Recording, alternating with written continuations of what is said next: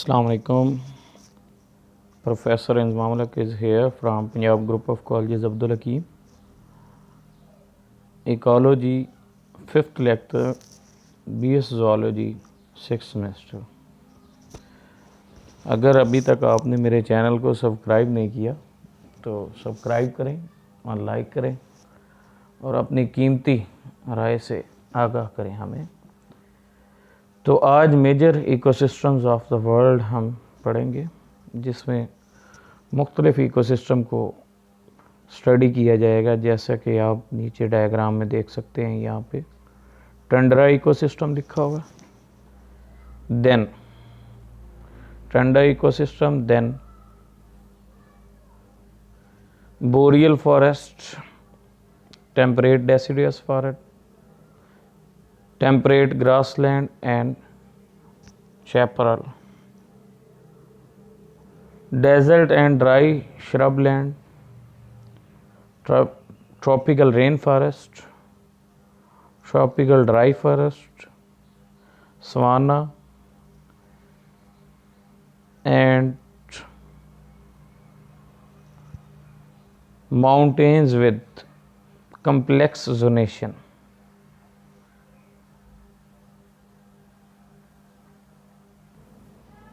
Then overview of chapter 6. This is major ecosystem. Earth major biomes. Major biomes जो कि हम study करेंगे, aquatic systems, aquatic ecosystem जिसमें fresh water ecosystem, estuaries, marine ecosystem, interaction of life zone and humans. Then comes the Earth major biomes. Biome you know very well, as we discussed in previous lectures.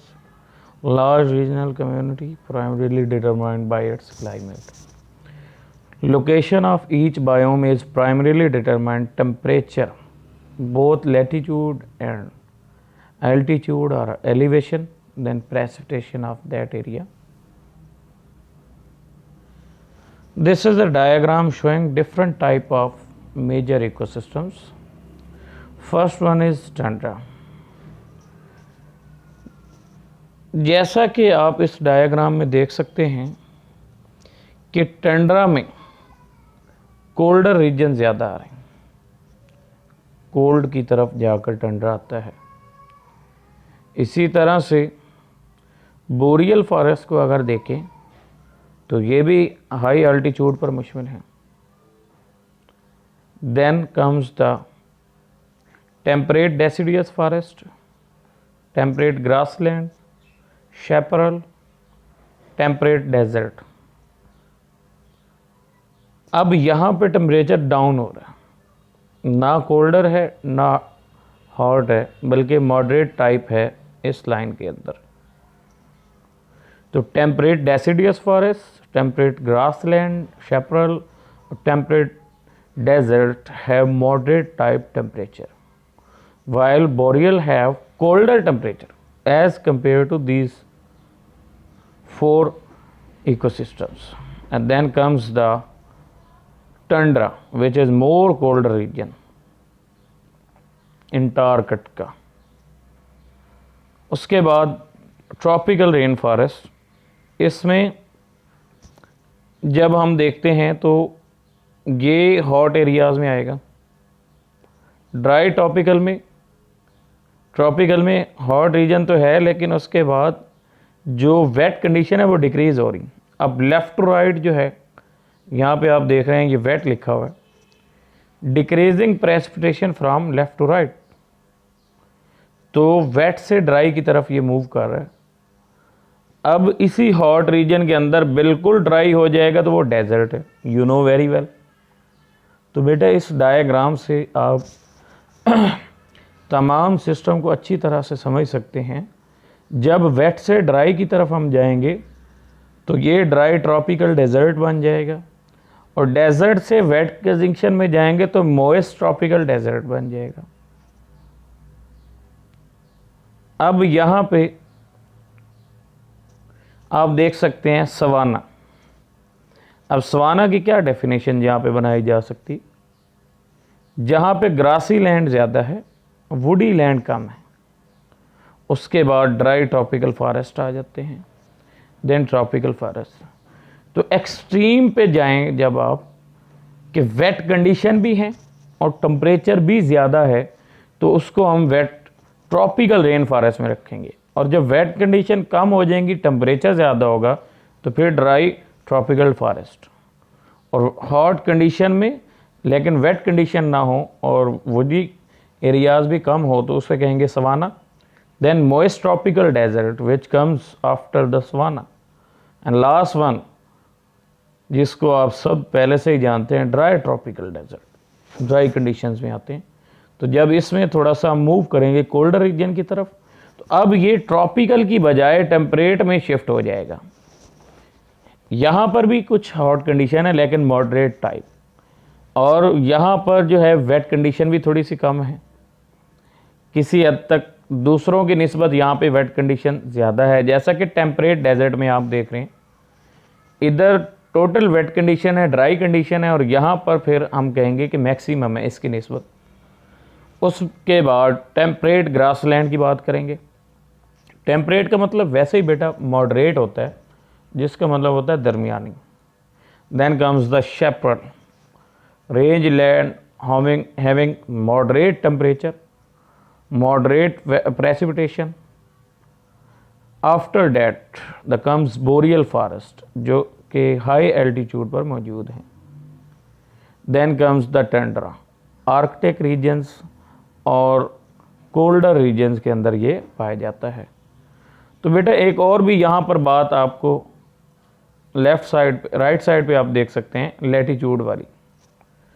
तो tropic से latitude की तरफ जब जा रहे हैं तो colder reason बढ़ रहे हैं, तो टंड्रा हायर लैटीट्यूड पर है, उसके बाद बोरियल फॉरेस्ट है, then comes the temperate desert and then tropical desert that are मौजूद है ट्रॉपिक्स। तो लैटीट्यूड का है, फॉर एग्जाम्पल मैं कहता हूँ ये अर्थ है, तो ये जो इसका यहाँ पे मैं हाइट बनाऊंगा, ये इसकी कहलाती है अल्टीट्यूड।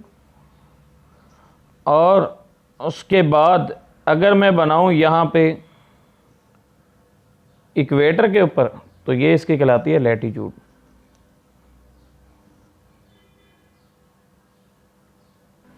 तो अल्टीट्यूड हम कहेंगे ऊंचाई को, और लैटीट्यूड कहेंगे चौड़ाई को। अब ये वो चौड़ाई बताई गई है ज़मीन वाली, यहाँ पे ऐसे। तो ये कंसेप्ट थोड़ा सा आपने क्लियर रखना है। उसके बाद हम आगे चलते हैं। Tundra. Tundra are the treeless biomes in the far north and harsh cold winters and extremely short summers. अगर मैं दुनिया का नक्शा बनाऊं इस तरह से, तो यहाँ पे नॉर्थ रीजन जो कि बहुत ही कोल्डर होगा, इसमें विंटर सीजन ज़्यादा होता है, जबकि समर सेशन बहुत कम होता है।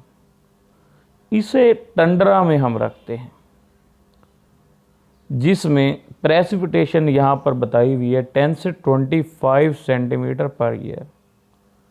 Temperature growing seasons very short growing season 50 to 160 days maximum, minimum they can be 50 to 160 days। Tundra ecosystem. और यहाँ पे अब ये आपने ग्राफ देखा है, average monthly precipitation in centimetre, यहाँ ये आप देख सकते हैं।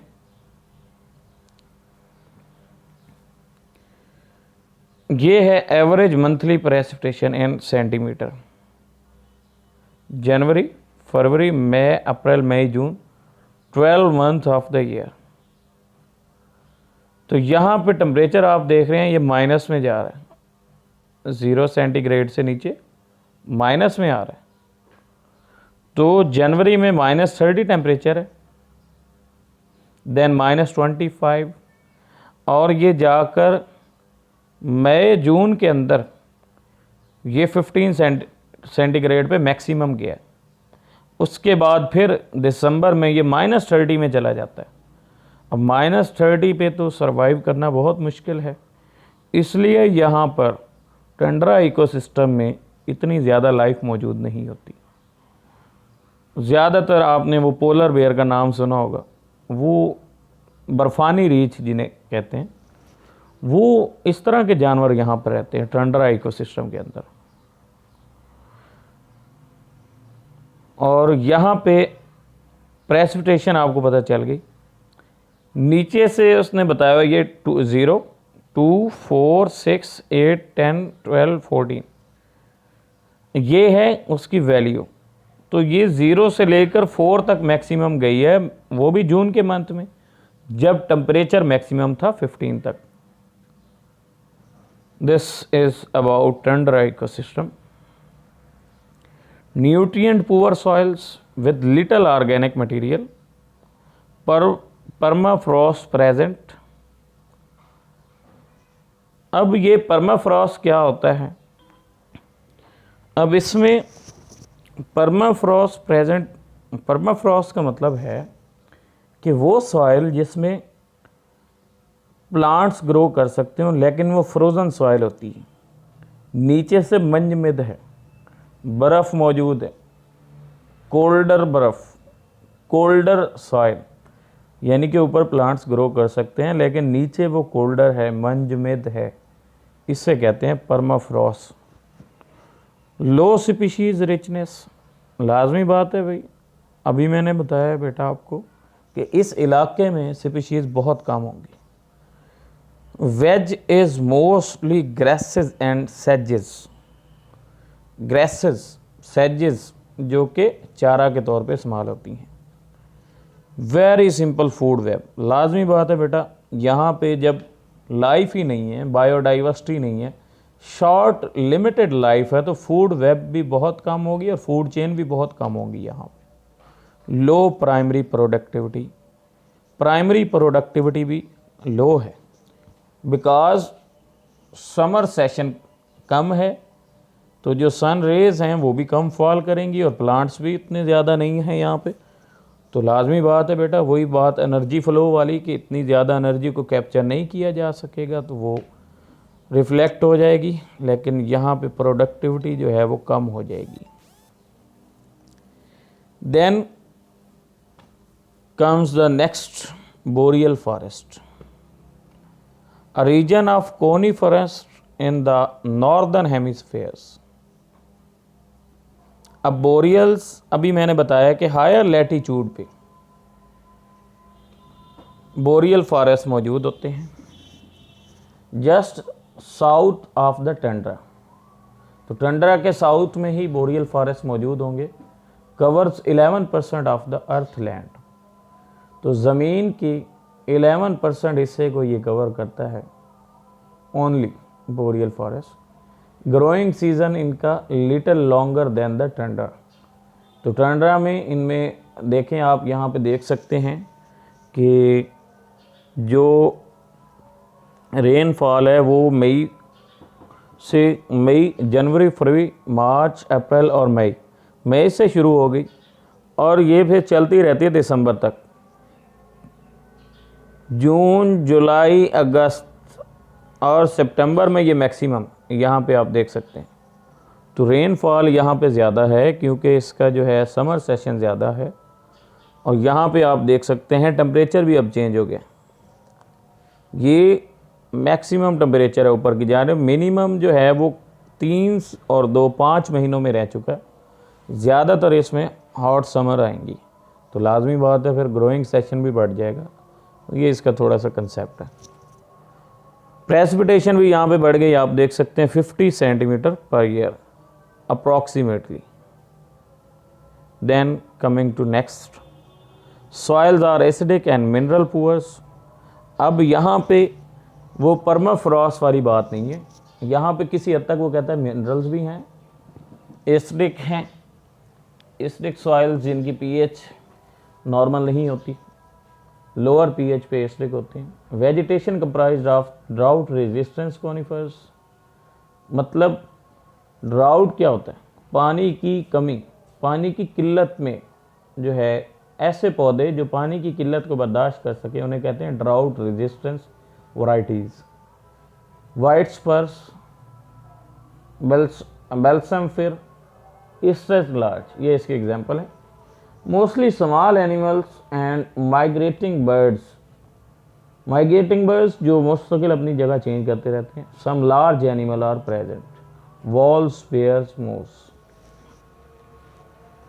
टेम्परेट रेन फॉरेस्ट, अब इसमें आप ये देख सकते हैं ग्राफ को, ग्राफ यहाँ पे इंटायरली डिफरेंट है। यहाँ पे टोटल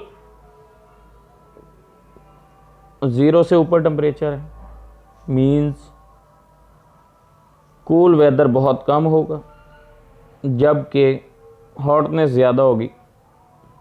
उसके बाद प्रेसिपिटेशन का कर्व आप देखें तो ये बहुत हैरान कुन है पहले दोनों की निस्बत। यहाँ पे जनवरी में 20 सेंटीमीटर तक बारिश रिकॉर्ड की जाती, फरवरी में 16, मार्च में 12, अप्रैल में 10, देन मई में 6 और लोएस्ट जो इसकी है वो जून है, देन बढ़ता जाता है और दिसंबर में फिर 20 तक। अब इसकी खसूसियात आदि तो बेटा यहीं ग्राफ से ही आपको क्लियर हो जानी चाहिए। Coniferous biomes with cool weather, dense fog and high precipitation, तो बेटा ये सारी बातें यहाँ पे आपने देख ली टेबल के अंदर। नॉर्थ वेस्ट यूएस, आपने यूएस का वो सुना होगा, नॉर्थ वेस्ट में अक्सर उसमें बारिश ही रहती है, लोग अम्ब्रेला अपने साथ ही रखते हैं, कहीं भी बारिश आ सकती कभी भी उस इलाके में। Precipitation greater than 127 centimetre which is a huge data, heaviest in winter, सर्दियों में ज़्यादा होती, जो कि आप ग्राफ में देख सकते हैं कि दिसंबर में जो है, नवंबर दिसंबर और जनवरी फरवरी में बारिश ज़्यादा है, तो सर्दियों में ये ज़्यादा है। Then temperature, winters are mild, वो यहाँ पे आप देख सकते हैं कि ये देखिए 5 सेंटीग्रेड, ये फिर इसमें 5 सेंटीग्रेड। समर्स आर कूल, तो समर इसमें कूल्स होती हैं। आगे चलते हैं, temperate rain forest, soils are nutrient poor but high in organic material, dropped needles, needles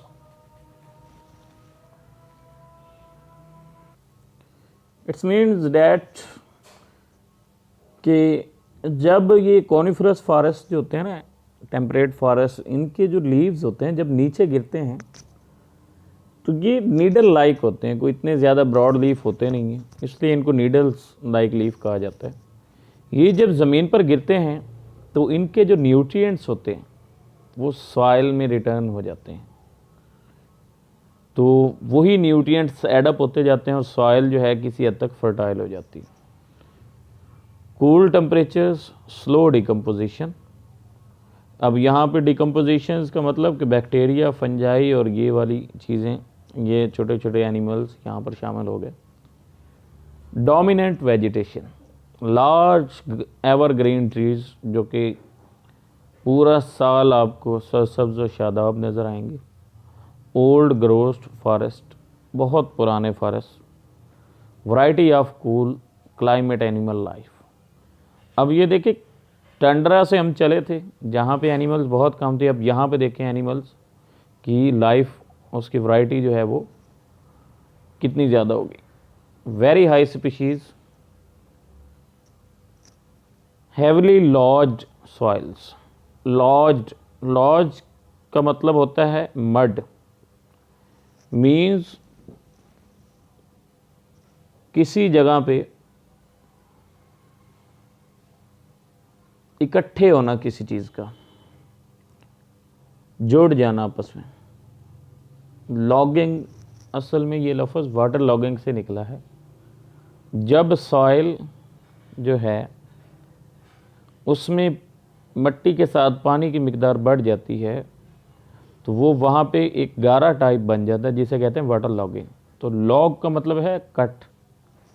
तो स्पीशीज भी वो यही कह रहा है कि यहाँ पे इकट्ठी हो चुकी हैं, हेवली लॉज्ड, इकट्ठी, very high species richness.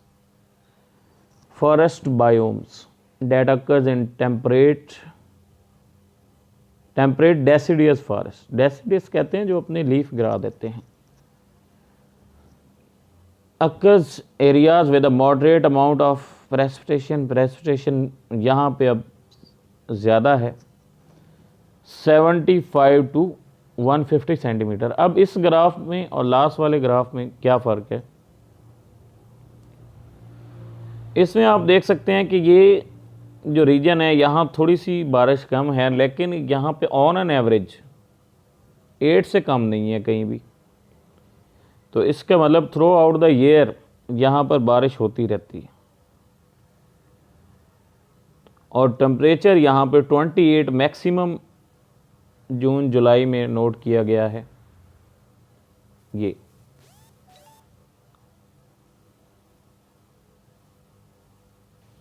Hot summers and cold winters. तो ये जो इतनी ज़्यादा रेन है ये ज़्यादा टेम्परेचर के होने की वजह से और फॉरेस्ट लैंड होने की वजह से यहाँ पर सारा साल बारिश जारी रहती है। और उसके साथ साथ इसमें ठंड बहुत ज़्यादा पड़ती है कुछ दिनों, कुछ मंथ में, जिसमें आप कह सकते हैं कि जनवरी है, फरवरी है, नवंबर दिसंबर है, इसमें कोल्डर विंटर्स हैं, then long hot summers but with rainy season, temperate deciduous forest. अब उसके बाद नेक्स्ट हम देखते हैं टेम्परेट डेसिडुअस फॉरेस्ट के बारे में। Top soil is rich in organic material and underlain by clay. तो टॉप सॉइल क्या है, सॉइल का ऊपर वाला हिस्सा, मिट्टी की जो ऊपर वाली लेयर है उसे कहते हैं टॉप सॉइल। तो ये ऑर्गेनिक मटेरियल में रिच होती है, रिच ऑर्गेनिक मटेरियल इसमें मौजूद है। और ऑर्गेनिक मटेरियल से नीचे जो है क्ले मौजूद होती है। Vegetation is primarily deciduous, oak, maple, beech. Then animals, deer, bear, small animals. Most of this biome land area has been regenerated after farming and timber harvest। तो अब वो कहता है कि इस बायोम में इंसान घुस बैठे हैं और उन्होंने फार्मिंग करनी शुरू कर दी है और उसके बाद लकड़ी के इस्तेमाल के लिए जंगल को काटना शुरू कर दिया है। और ये सॉइल अब ज़रखेज़ है तो यहाँ पर काश्तकारी भी की जा सकती है जो कि लोग कर रहे हैं। Then coming toward the grassland ecosystem. Grassland ecosystem with hot summers and cold winters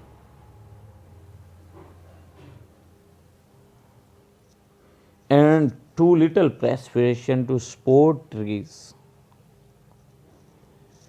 तो ग्रासलैंड में जो है समर हॉट है, कोल्ड विंटर है and too little precipitation to support trees precipitations. इसका मतलब कि जो समर है वो बहुत ज़्यादा हॉट है और जो सर्दियां हैं वो बहुत ज़्यादा सर्द हैं। Too little precipitation to support tree. अब यहाँ पे वो कहता है कि जो बड़े दरख्त हैं उनकी ग्रोथ के लिए जितना वाटर चाहिए था वो पूरा नहीं हो सकता। तो इसलिए इस ग्रास लैंड इकोसिस्टम के अंदर लार्जर ट्रीज आपको नज़र नहीं आएंगे। तो प्रेसिपिटेशन भी इसमें कम होगी क्योंकि फॉरेस्ट नहीं है। जनरल से कंसेप्ट है बेटा, जब फॉरेस्ट नहीं होगा तो प्रेसिपिटेशन भी कम होगी। 25 to 75 सेंटीमीटर पर ईयर, और वो भी आप देख सकते हैं जनवरी, फरवरी, नवंबर, दिसंबर, मार्च में जो है तकरीबन बारिश बहुत कम है, बल्कि ना होने के बराबर, लेकिन हो रही है। 2 सेंटीमीटर है, मच एनफ टू रिकॉर्ड। लेकिन पीक के जो मंथ हैं प्रेसिपिटेशन के वो हैं मई, जून, जुलाई, अगस्त। ये आप देख सकते हैं इन मंथ के अंदर जो बारिश है वो मैक्सिमम है। प्रेसिपिटेशन या रेनफॉल भी इसे आप कह सकते हैं बेटा।